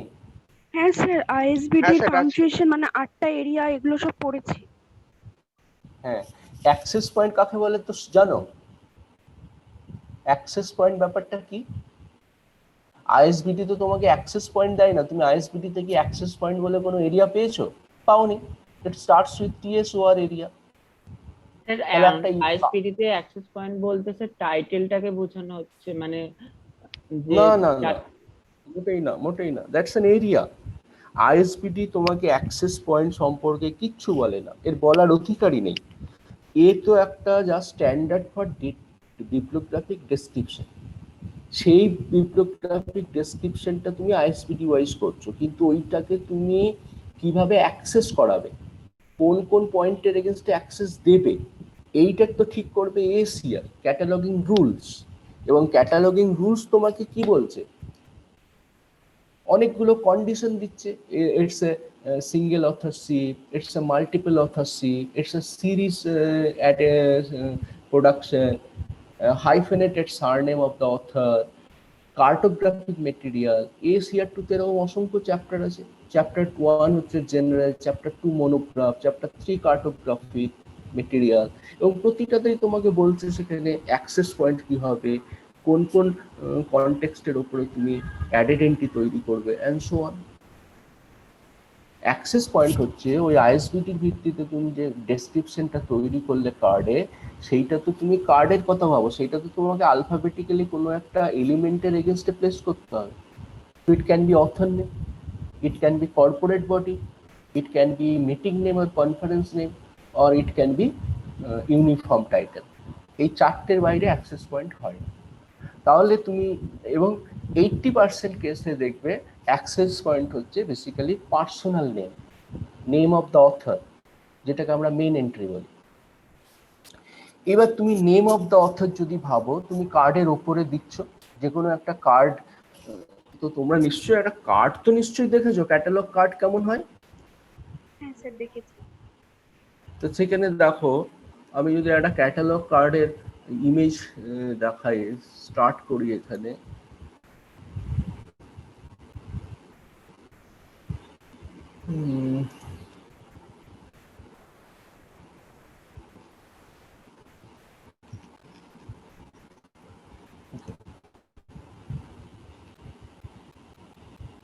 এটা হলো একটা ক্যাটালগ কার্ড। সো এখানে দেখো তোমার আইএসবিডি থেকে শুরু হচ্ছে, এখান থেকে না, তোমার আইএসবিডি শুরু হচ্ছে এই জায়গাটা, এই যে জায়গাটা, the fine art of literary mayhem, subtitle, then edition and so on. এইটা হচ্ছে তোমার নেম অফ দ্য অথর। আর এই পুরো কার্ডটা তুমি একটা সাবজেক্ট অ্যাডেড এন্ট্রি করেছো, আর এটা হচ্ছে title added entry, the fine art of literary. So এইটা যাবে আলফাবেটিক্যালি একটা জায়গাতে, সো দ্যাট যে টাইটেল দিয়ে খুঁজছে সে পাবে। ধরো এইখানে কোনো একটা কার্ড এইটা নেই, এই ডাইরেক্টলি এইটা দিয়ে শুরু হচ্ছে, ল্যান্ড মেরিট, সো সেটা যাবে মেন এন্ট্রিতে, আলফাবেটিক্যালি যাবে যে অথর দিয়ে খুঁজছে অ্যান্ড সো অন। তাহলে তোমার আইএসবিডি হচ্ছে এই জায়গা। তুমি এখানে অ্যাক্সেস পয়েন্টে এই অথরের নাম দিচ্ছ, আবার তুমি তোমার টিএসও এরিয়াতে দিচ্ছ,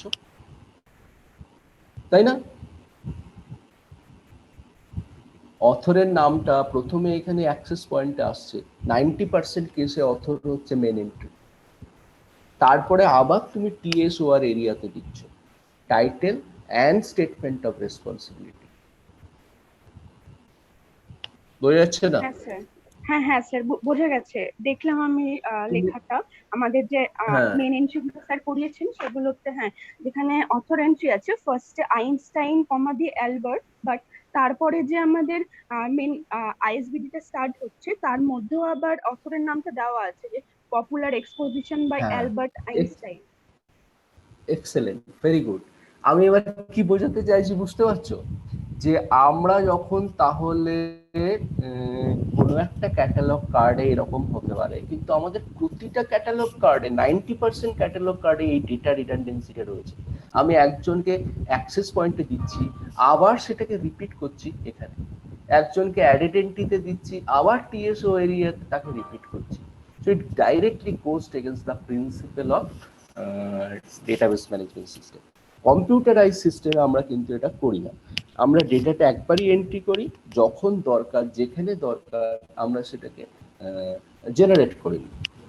So that is a basic difference between the catalog as a database managed in manual environment and catalog as a database managed in digital environment.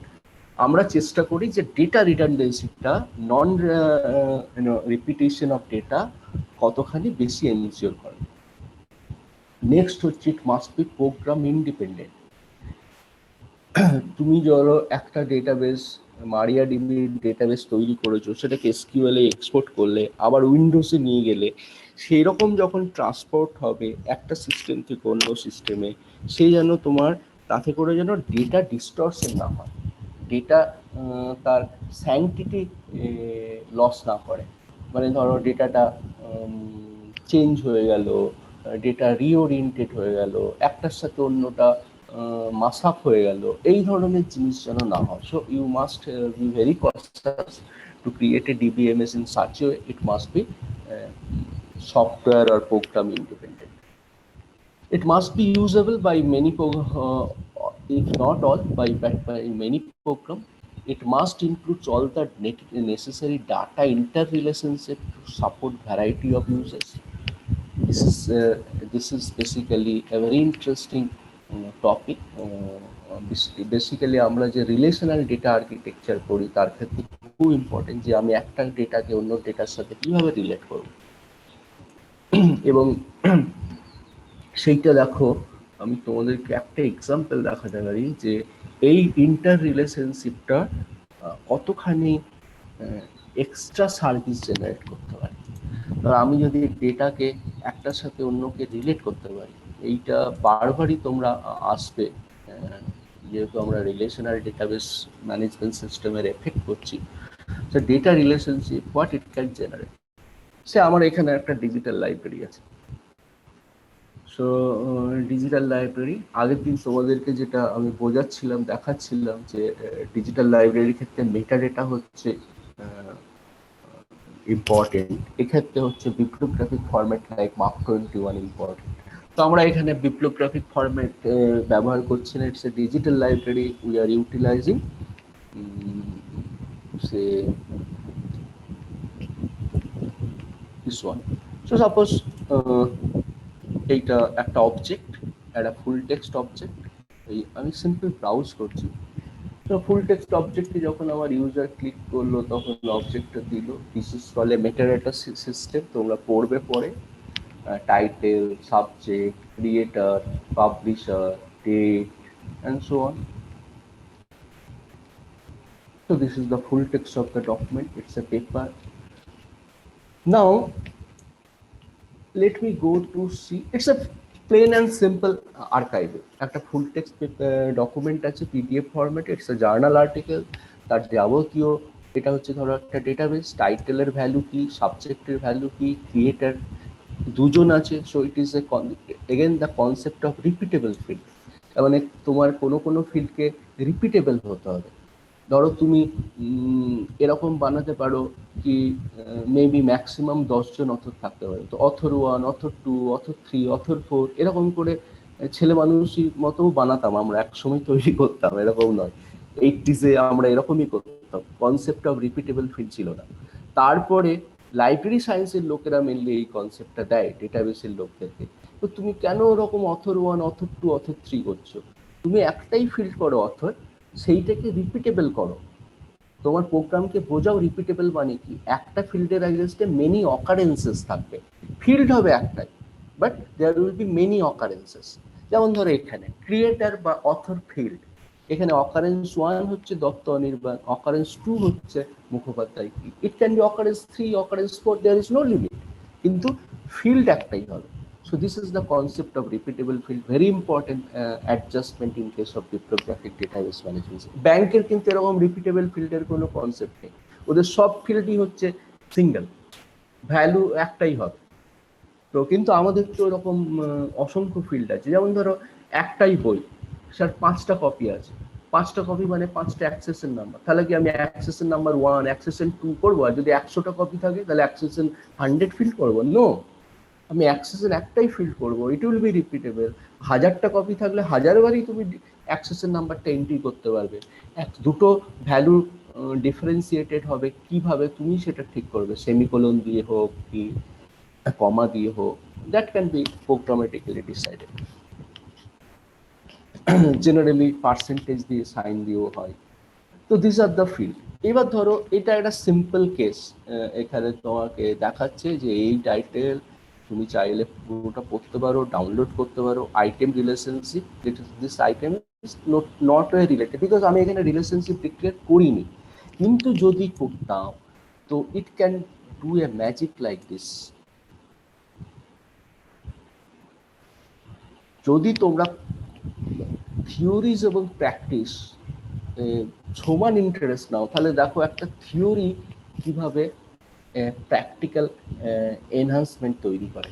ধরো এটাও একটা অবজেক্ট, তোমরা অনেকেই উপন্যাসের নাম জানো, তিতাস একটি নদীর নাম, then we did it multilingual way.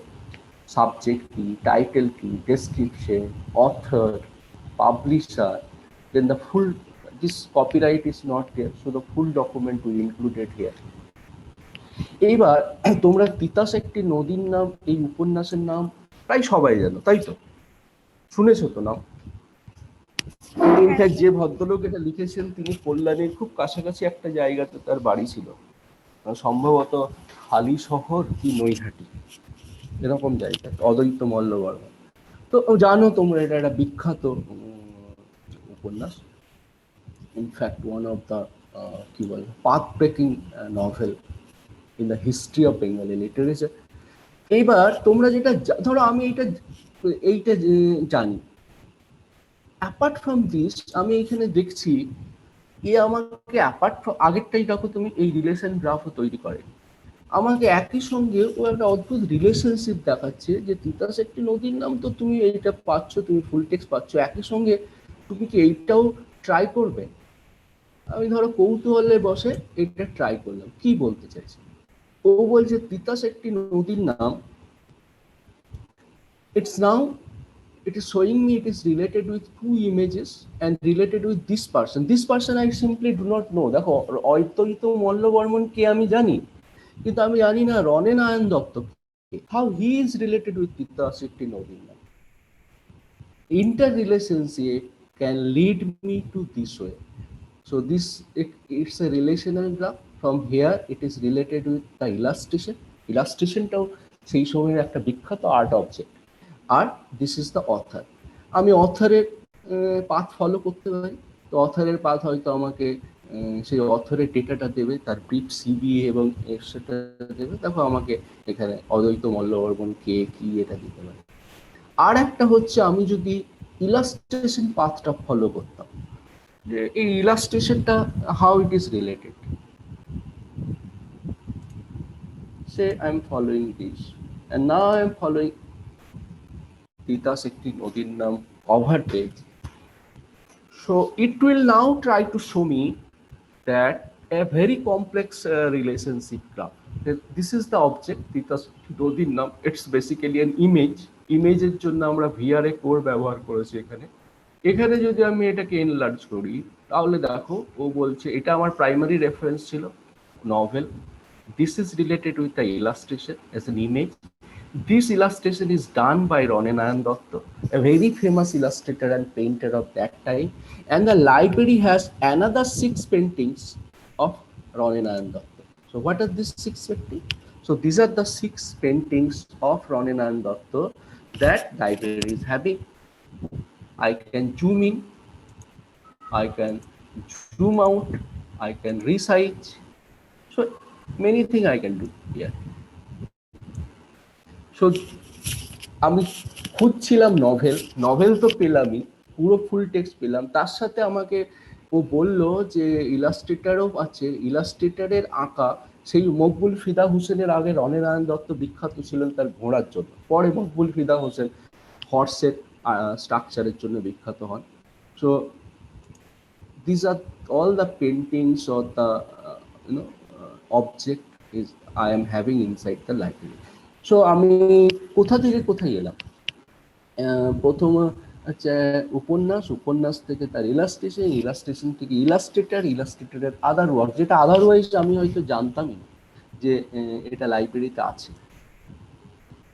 You are getting the points, যে এই যে রিলেশনশিপও হচ্ছে একটা খুব important element both in data modeling as well as general data modeling as well as in this one bibliographic data modeling. So any of these I can click and I can move to that particular object. Suppose আমি ঘোড়াতে click করলাম, now working. So now it will show me that the creature of this particular painting, and it gives me a relatively simple graph. This is the sketch, this is the illustrator, these are the other images drawn by him. So now you can see this as I start my journey, graphical navigation through this, so it becomes now primary and giving data set. এবং ধরো কেউ যদি এমনও হতে পারে, কেউ যদি আমি যেমন উপন্যাস থেকে ইলাস্ট্রেশনে পেন্টিংয়ে পৌঁছে গেলাম, সিমিলারলি কেউ একজন পেন্টিং থেকে স্টার্ট করে উপন্যাসে পৌঁছাতে পারে। Okay, this is the painting, okay he has done this one also, suppose now he or she is clicking it, and in this way through a painting they can reach to the novel. So এটা হচ্ছে যেটা আমি তোমাদেরকে বোঝাতে চাইছি, যে this actually gives you the practical application of the relationship. If we are able to relate one object with another object in a defined relationship framework, then it can enhance the retrieval issues. So আজকে এই অবধি থাকুক। Role of DBMS, organisation of DBMS, এইগুলো একটু পড়ো। একটা database management সিস্টেমের component কি থাকে, এইটা কি কি জিনিস দিয়ে এটা তৈরি হয়। আর আমি আজকে যেটা তোমাদের এখানে আপলোড করে দেবো সেটা হচ্ছে যে একটা মাইএসকিউএল ডেটাবেসের একটা বেসিক টাস্ক, ডেটাবেস তৈরি করা, সেখানে ডাটা ভরা, ডেটা রিট্রিভ করা, এই সবগুলো তোমরা এখান থেকে করতে পারবে। কিরকম কিরকম ডেটা মডেল হয় এগুলো কি তোমরা একটু রিডিং পড়েছো? কিন্তু আমাদের মূল টার্গেট যেটা থাকবে সেটা হচ্ছে রিলেশনাল ডেটা মডেলিং। এবং তোমরা একটু আজকে হিন্টস পেলে যে একটা রিলেশনাল ডেটা মডেল কি করতে পারে। মানে তুমি যদি এটাকে ক্লেভারলি এক্সপ্লয়েট করো, so it can generate many new kind of services. তারপরে আমরা বিপ্লবগ্রাফিক ডেটাবেসে ঢুকবো। ওকে, এইটা একটু রিডিংটা পড়ো, তারপরে আমরা বিপ্লবগ্রাফিক ডেটাবেসে ঢুকবো। এবং আমি প্রত্যেকটা এগুলো এক্সপ্লেন করব তোমাদেরকে, রিলেশনাল ডেটা মডেলিং কি, কিভাবে এটা হচ্ছে, how different objects can be related with each other. কিন্তু আমাদের টার্গেট এখানে হচ্ছে database management system is a vast thing. কারণ কোনো একটা কম্পিউটার সায়েন্সের কোর্সে যদি তুমি যাও, দেখবে গোটা একটা সেমিস্টার ধরে ডেটাবেস ম্যানেজমেন্ট, ডেটা স্ট্রাকচারিং শেখানো হয়। মানে আমাদের ক্ষেত্রে তো সেই লেভেল বা ডেপথ আমাদের পক্ষে সম্ভব নয়, আর আমাদের টার্গেটও সেটা নয়। আমাদের টার্গেট হচ্ছে রিলেশনাল ডেটা মডেলের বেসিক প্রিন্সিপালস এবং লসগুলোকে কি করে আমরা কাজে লাগাতে পারি। কারণ আমরা লাইব্রেরি সফটওয়্যারে যা ব্যবহার করি সবের পিছনেই এখন ব্যাক এন্ডে একটা রিলেশনাল ডেটা মডেল থাকে। যেমন ধরো কোহা ব্যবহার করে মাইস্কিউএল বা মারিয়াডিবি, ডিসপেস ব্যবহার করে পোস্টগ্রেসকিউএল। তো এইগুলো সবই এসকিউএল, স্ট্রাকচার্ড কোয়েরি ল্যাঙ্গুয়েজ, সবই রিলেশনাল ডেটা মডেলিং এর উপরে বেস করে। So to fully exploit, to fully utilize or optimally utilizing this backend database management system, our data structuring must also be compatible with relational data model. এবং ISBT তোমরা যা পড়েছো, that failed actually. তার জমানা চলে গেছে। 70s থেকে শুরু করে 2000 অব্দি রাজত্ব ছিল, 25 years, 30 years. Now IFLA has given us a new model of bibliographic data model in place of ISBD, that is called FRBR, published in 1998. Then came FRAD. FRBR is functional requirements for bibliographic records. Then came FRAD, functional requirements for authority data. Authority data এবং bibliographic ডেটার মধ্যে একটা difference আছে, how they are related with each other, সেইটা আমি তোমাদেরকে next day বলবো। কারণ আমি যদি ডেটাবেসের বেসিকে থাকতে বেশি চাই, এই জিনিসগুলো আমরা কম কভার করতে পারবো। সেই জন্য আমি এইটাকে ভাগ করে দিয়েছিলাম যে মুস্তাক এই বেসিক জিনিসগুলো করবে, তারপর আমি এই অ্যাডভান্স লেভেলে ঢুকবো। কিন্তু ওর তো কোনো পাত্তাই দেখছি না, আমাকে কথা বলতে হবে। তো সেই জন্য আমাকে খানিকটা তো তোমাদেরকে বেসিক লেভেলে বলতেই হবে, আদারওয়াইজ তোমরা বুঝতে পারবে না। তো আমার টার্গেট কিন্তু ওই জায়গাটাতে ঢোকা, যেটাতে আমি তোমাদেরকে আজকে খানিকটা একটা হিন্টস দিলাম যে how it can be applied Cleverly to generate this kind of new services.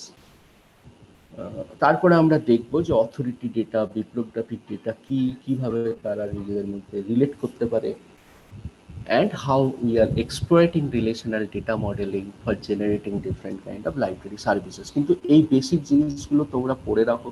Next দিন আমি বেসিক জিনিসগুলো লাস্ট ক্লাস নেবো, ডেটা ডেসক্রিপশন, কম্পোনেন্ট, মডেল, কোথায় কোথায় তোমাদের বুঝতে অসুবিধা হচ্ছে সেইটা পড়ো বিপ্লবগ্রাফিক ডেটাবেসের আগে অবধি। তারপরে আমি বিপ্লবগ্রাফিক ডেটাবেসে ঢুকবো এবং অ্যাডভান্স লেভেলের যে জিনিসগুলো আছে, যেমন ধরো এইখানে এই যে রিলেশনাল ডেটাবেস মডেলিং এর রোল কি হতে পারে, এই যে কি কি রুল, কর্টস রুল বলে এইগুলোকে, টোটাল হচ্ছে 12 রুলস আছে, সেই রুলসগুলো একটু দেখে নেওয়া। এইটা তো খুব বড় ইস্যু নয়, কিন্তু অ্যাকচুয়াল টার্গেট হচ্ছে আমার এইটা শেখা, যাতে করে সেকেন্ড সেমিস্টারে গিয়ে এই যে চেঞ্জিং নেচার অফ ক্যাটালগ সেইটা বুঝতে পারে। Catalogue has change like anything. application of relational data model in managing bibliographic database, FRBR model কি, তার কটা গ্রুপ অফ এন্টিটিস আছে, how work expression manifestation and item is related with each other, এই সমস্তগুলো। তাহলে আমি নেক্সট ডেতে তোমাদের এই দুটো জিনিস কভার করব। যদি তোমরা একটু এইটা রিডিং করে রাখো তাহলে সুবিধা হবে আমার, টপিক 1 এবং টপিক 2। তারপরের দিন থেকে আমি একই সাথে এইটা থিওরিটিক্যালি কভার করব এবং তার প্র্যাকটিক্যাল ইউটিলিটিটাও পাশাপাশি দেখাবো। So within 15th of June we will be covering this. ওকে, তাহলে এমনও হতে পারে ডেটাবেস ম্যানেজমেন্টে যদি একটু আমি জানি না মুস্তাক কেন এত সময় নিচ্ছে, তো যদি এটা একটু তোমার 15 অবধি লেগেই যায় তাহলে সেই ক্ষেত্রে 11 এবং 12 আমরা ইউনিট 1 এবং ইউনিট 2 এর টেস্টটা নেব, আর 16 বা 17তে আমরা ইউনিট 3 টেস্টটা নেব। যে এমসিকিউটা আমরা 11, 12, 13 করবো ভেবেছিলাম সেটা 11, 12 আর 16 হয়তো হবে। ওকে ওকে স্যার। Okay sir. তাহলে আজকে আমরা বলো স্যার ভিআরএ কোর বিষয়টা কি স্যার? ইমেজের ওখানটা দেখতে পেলাম স্যার। যেটা হচ্ছে তুমি আমরা যখন টেক্সচুয়াল অবজেক্ট নিচ্ছি লাইক এ জার্নাল আর্টিকেল, বুক বা হচ্ছে একটা টেকনিক্যাল রিপোর্ট, তখন সেটাকে আমরা বলি টেক্সচুয়াল অবজেক্ট। টেক্সচুয়াল অবজেক্টের জন্য আমরা ফলো করি একটা metadata schema, Dublin core. Similarly ধরো আমি যে ইলাস্ট্রেটরের ছবি, তার পেন্টিং, এইগুলো তো আমার কাছে তো রিয়েল লাইফ নয়, আমি তার পেন্টিংটা আপলোড করিনি, আমি কি আপলোড করেছি? কমন সেন্স কি বলছে? তুমি এখানে যেটা দেখছো সেটা পেন্টিংটা তো অ্যাকচুয়ালি দেখছো না, পেন্টিং এর একটা কপি দেখছো। সেই কপিটা কি? একটা ইমেজ, তাই না? হ্যাঁ স্যার, একটা ছবি, ইমেজ, জেপিজি হোক, জিপ হোক বা যাই হোক। তো সেই ইমেজকে যখন তুমি ডেসক্রাইব করছো, সেই ইমেজের তো আরো অনেক কিছু অ্যাডিশনাল এলিমেন্ট থাকে, যে কি ফরম্যাট এই ইমেজের, তার রেজলিউশন কত, তার সাইজ কত, এই ধরনের ডিটেলস গুলো দেওয়ার জন্য যে মেটাডাটা এলিমেন্ট দরকার সেইটা হচ্ছে ডাবলিন করে নেই। ডাবলিন করে হচ্ছে একটা জেনেরিক স্ট্যান্ডার্ড। তো এই ইমেজ স্পেসিফিক যে এলিমেন্টগুলো সেইগুলো আমাকে দেয় ভিআরএ কোর বলে আরেকটা মেটাডাটা স্কিমা। এরকম প্রতিটা ডোমেনের জন্যই মেটাডাটা স্কিমা আছে, এইগুলোকে আমরা বলি ডোমেন স্পেসিফিক মেটাডাটা স্কিমা। ইমেজের জন্য ভিআরএ কোর, তুমি যদি আর্কাইভাল মেটেরিয়াল করো তার জন্য ইএডি, এনকোডেড আর্কাইভাল ডেটা। তুমি যদি লার্নিং অবজেক্ট করো তাহলে IEEE লম আছে, LRMI আছে। তুমি যদি মিউজিক করো তার জন্য আলাদা মেটাডাটা আছে, ম্যাপ করো আলাদা মেটাডাটা আছে। তো আমরা যেহেতু ওই ডাবলিন কোডটা জেনারিক সবেই লাগে, প্লাস হচ্ছে তোমার যে ডোমেনের মেটাডাটা দরকার সেই ডোমেন স্পেসিফিক মেটাডাটা ব্যবহার করছো। বুঝা গেছে? So VRA code stands for visual resources association, VRA. তারা যে মেটাডাটাটা দিয়েছে সেটা ডাবলিন কোডের নোমেনক্লেচারের সাথে মিল রেখে সেটা হচ্ছে VRA core for managing images. Okay sir, got thank it? You sir. চলো, আর বাকি যে সমস্ত রেকর্ডিং সবই তো